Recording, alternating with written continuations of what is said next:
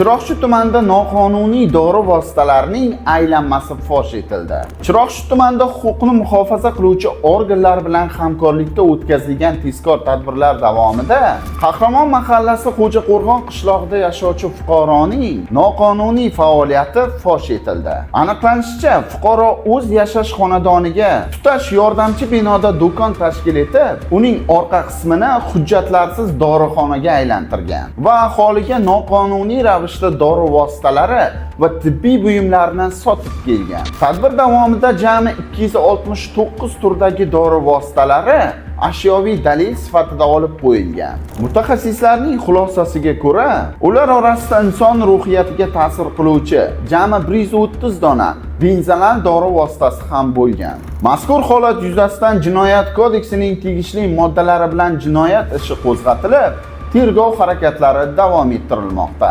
Siz bilan Qashqadaryo tezkor 24 bo'ldi. Biz bilan voqealar markazida qoling. Eng tezkor Qashqadaryo va Qarshi shahri yangiliklari faqatgina bizning Telegram kanalimizda. Telegram kanalimizga Instagramdagi biodagi link orqali obuna bo'lishingiz mumkin.